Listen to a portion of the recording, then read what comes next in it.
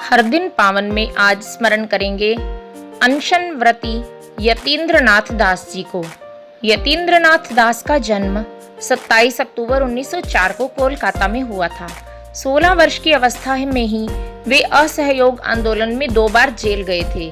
इसके बाद वे क्रांतिकारी दल में शामिल हो गए। शचीन्द्रनाथ सान्याल ने उन्हें बम बनाना सिखाया। 1928 में वे फिर पकड़े गए। वहां जेल अधिकारी द्वारा दुर्व्यवहार करने पर ये उनसे भिड़ गए। इस पर उन्हें बहुत निर्ममता से पीटा गया। इसके विरोध में उन्होंने 23 दिन तक भूख हड़ताल की। जेल अधिकारी द्वारा क्षमा मांगने पर ही अन्न ग्रहण किया। क्रांतिकारी गतिविधियों में संलग्न रहने के कारण उन्हें कई बार जेल जाना पड़ा। हर बार वे बंदियों के अधिकारों के लिए संघर्ष करते रहे। लाहौर षड्यंत्र केस में वे 6ठी बार गिरफ्तार हुए। उन दिनों जेल में क्रांतिवीरों का से बहुत दुर्व्यवहार होता था। उन्हें न खाना ठीक से मिलता था, न और वस्त्र, जबकि सत्याग्रहियों को राजनीतिक बंदी मानकर सब सुविधा दी जाती थी। जेल अधिकारी क्रांतिकारियों से मारपीट भी करते थे।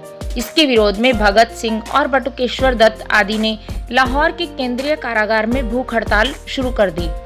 जब इन अनशनकारियों की हालत खराब होने लगी तो इनके समर्थन में बाकी क्रांतिकारियों ने भी अनशन प्रारंभ करने का विचार किया। अनेक लोग इसके लिए उतावले हो रहे थे। जब सबने यतीन्द्र की प्रतिक्रिया जाननी चाहिए तो उन्होंने स्पष्ट किया कि मैं अनशन तभी करूंगा जब मुझे कोई इससे पीछे हटने को नहीं कहेगा। मेरे अनशन का अर्थ है विजय अथवा मृत्यु।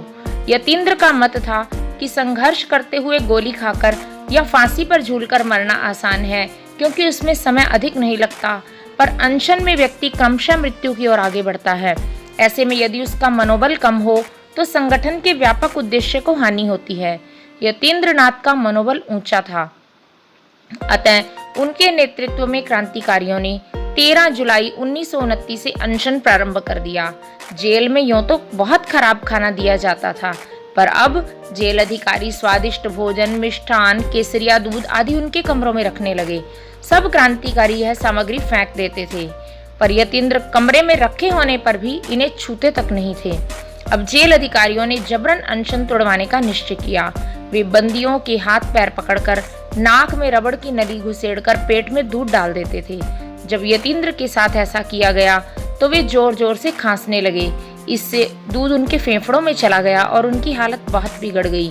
यह देखकर जेल प्रशासन ने उनके छोटे भाई किरण चंद्र दास को उनकी देखरेख के लिए बुला लिया, पर यतीन्द्रनाथ ने उसे इसी शर्त पर अपने साथ रहने की अनुमति दी कि वह उनके संकल्प में बाधक नहीं बनेगा।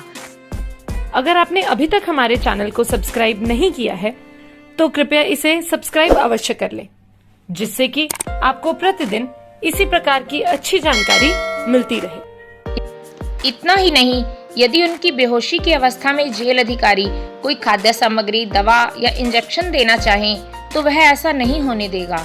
13 सितंबर 1929 को अनशन का 63वां दिन था। आज यतीन्द्र के चेहरे पर विशेष प्रकार की मुस्कान थी। उन्होंने सब मित्रों को अपने पास बुलाया। छोटे भाई किरण ने उनका मस्तक अपनी गोद में ले लिया। विजय सिन्हा ने यतीन्द्र का प्रिय गीत एकला चलो रे और फिर वंदे मातरम गाया। गीत पूरा होते ही संकल्प के धनी यतीन्द्रनाथ दास का सिर एक ओर लुढ़क गया। भारत माता की जय।